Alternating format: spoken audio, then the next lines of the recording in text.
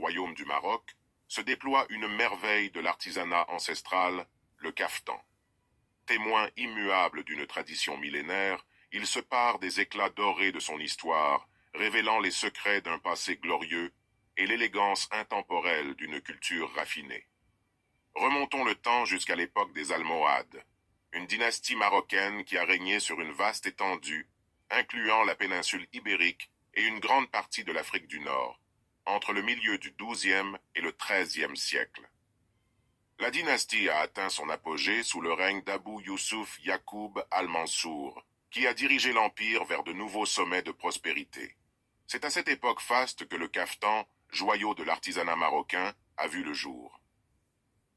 Au cœur de l'âge d'or de l'industrie textile sous le règne des Almohades, la ville de Fès était un véritable épicentre de créativité et de savoir-faire. Les ruelles étroites et les souks animés étaient le théâtre d'une effervescence artistique, où résonnaient les cliquetis des métiers à tisser et les gestes précis des tisserands habiles. Avec plus de 3000 ateliers de tissage disséminés dans ces quartiers. Au cœur de la ville impériale, l'une des perles du patrimoine artisanal marocain, se trouve une broderie au fil d'or d'une rare beauté et d'une élégance exquise. Il s'agit de la broderie Ntaha, également connue sous le nom de Tarz Ntaha, qui incarne l'essence même du raffinement et de la tradition de cette cité millénaire. C'est pendant l'ère glorieuse de l'empire marocain d'Al-Andalus que cette technique raffinée a atteint son apogée.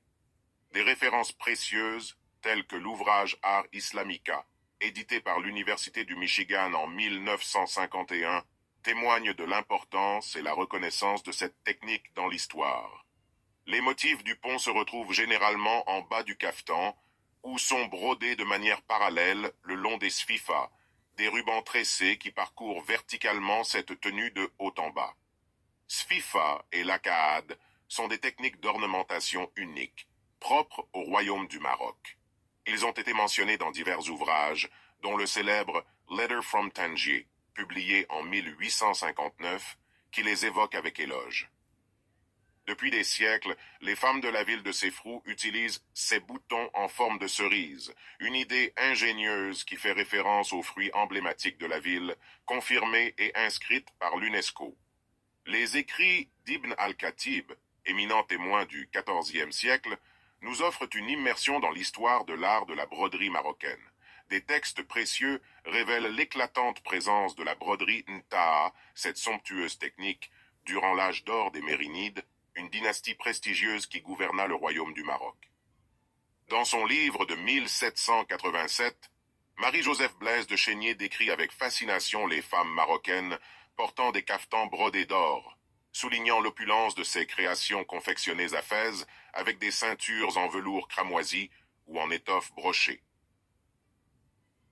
En 1779, lors de son séjour au Maroc, l'écrivain danois Georg Höst consigna minutieusement ses impressions et découvertes dans News from Morocco and Fez, un témoignage précieux des coutumes marocaines, incluant le kaftan, le barnous, le haïk, le cherbil et bien d'autres.